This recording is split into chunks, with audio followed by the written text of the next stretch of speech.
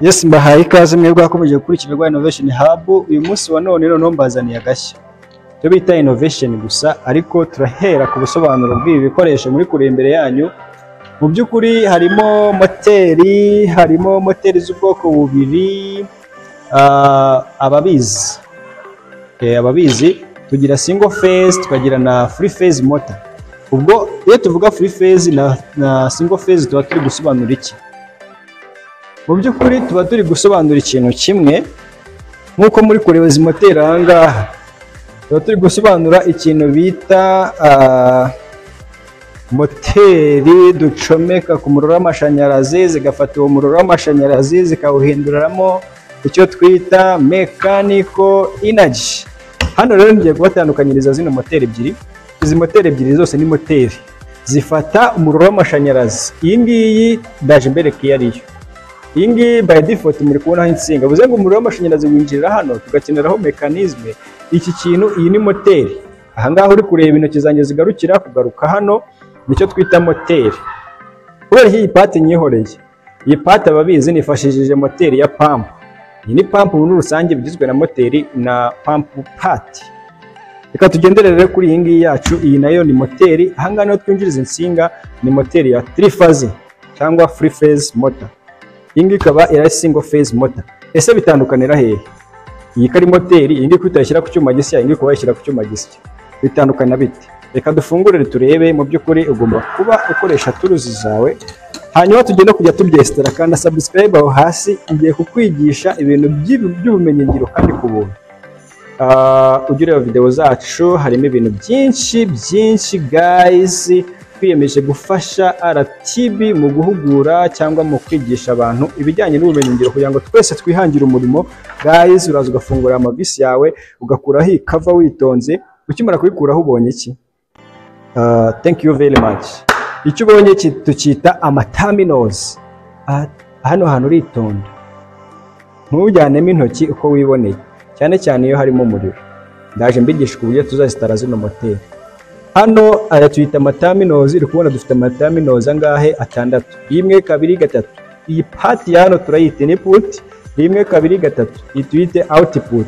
Nuko ngo hano tugiramo ama windings. Wenda tuzagenda tubijya detail, ariko nagiye ngo munsi ufate iyi ni moteri. Igice cyayo kirikaraga iyo ducometse umuriro aha ngaha.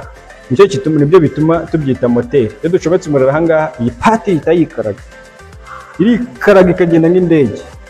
Hanyuma reka dufungure nanga. Mu by'ukuri bitandukanira. Anga tubonye dufite amaterminals 6. Ariko se aha ngaha harimo zingahe?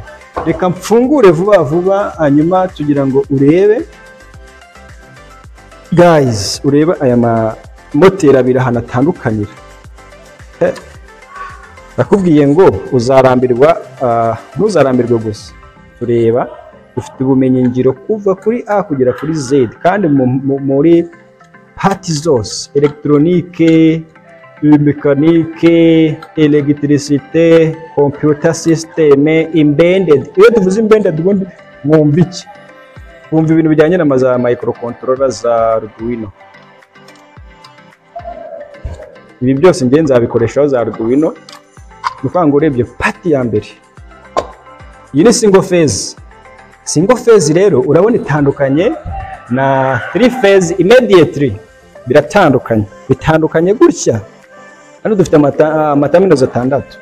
Hano ni iki ko dufite n'ubundi insinga 3 na 3 phase. Ushobora kubyibeshyaho kubera iki bimeze gutya.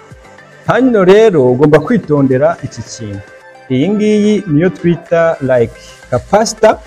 Iyi ngiyi ifite capacity ya 20. Hanyuma ucunze izi nsinga zinjira, urunguru ni phase, urunguru ni neutral. Urebye aha ngaha dore ni iki? Iyi ni grid input, ariyo phase, ingi ikaba neutral. Kubera iki ari neutral? Single phase tuzi ko igirwa n'insinga ebyiri, ari rwa phase n'urwa neutral. Mu gihe hano kuri 3 phase, hano ni phase imwe, phase yindi. Bambwira ngo zivahe. Niyo mpamvu tuyita 3 phase. 3 phase igirwa n'insinga z'amafaze 3. Ndaje mbibereke mu kanya gato. Hanyuma izi nazo ni 3. Iyi ntago ari line imwe, iyi ntago ari phase yindi, ntago ari indi phase. Ahubwo iyi ni phase cyangwa urusinga rwa plus, iyi ngi ikaba neutral, urusinga rwa negative, iyi ngi ikaba umurinda nkuba. Niyo mpamvu urumva hano dufitemo phase imwe na neutral n'umurinda nkuba. impamvu tuyita single phase. Ikindi, iyi capacitor urabona hano ntayihari. Iyi capacitor kuba idahari rero bisobanuye ko iyi ngiyi ari single phase. Iyi capacitor yacu niyo idufasha kugira ngo iyi moteri ya pampu ibashe gutangira guhaguruka, kuko ikenera capacitor kugira ngo ihaguruke. Hanyuma biroroshye rero kubona dufite amaterminals abiri, ni ya phase ni ya neutral. Urambwira ngo urunguru rwa ground rugarukira he? Nguru ahangaha muri kurubona. Bisaba umukango bishatse kuvuga ngo mu gihe haje electrical charge hano hose zigafataho, urabona ko ifunze kuri moteri ya ground, zite zirukankira mu butaka vavu wa murinda nkuba wanyu uri ku mazu yanyu. Ibi ngibi rero niba ufite pump, ngiye kukwereka uburyo ki wayesera no ku nzu yawe mu buryo bworoshye. Nuko ugacomeka muri prize like mazi akahita azamuka vuba muri dushe, ashyushye cyangwa akonje ayo ushaka. Reka twigarukire kuri ya moteri yacu rero. Ubwirwa n'iki? Kari nzima ubwirwa n'iki? Kari 3 phase cyangwa ari 3 phase motor. Iyi ngiyi maze kubisobanura. Ahangaha ikintu kitwereka ko rero 3 phase nuko ifite ama winding angahe guys, reka mbibapimire mbereke. Hano igira ama winding atatu. Uratsa pare yawe ushyire muri continuity. Warabyize ugenda urebe kuri video twigishiyemo gukoresha pareye. Iyo ukojejeho gutya birasona. Bivuze ngo ngiye gupima iki? Winding ya mbere nimpima ku yindi nkumva biravuze, umenye ko ari yayo ya output. Aha, urumva ko iyi ngiyi ngira ngo abari kubyumva neza. Iyi ngiyi bivuze ngo ni winding imwe, bivuze ko hanga dushyiraho phase. Ndaje mbibereka hano tugapima nayo iyi ngiyi gutya. Urumva ko nayo iri kuvuga, bivuze ngo iyi ngiyi irahura n'iki, n'iyi ngiyi igahura n'iki, n'iyi ngiyi igahura n'iki.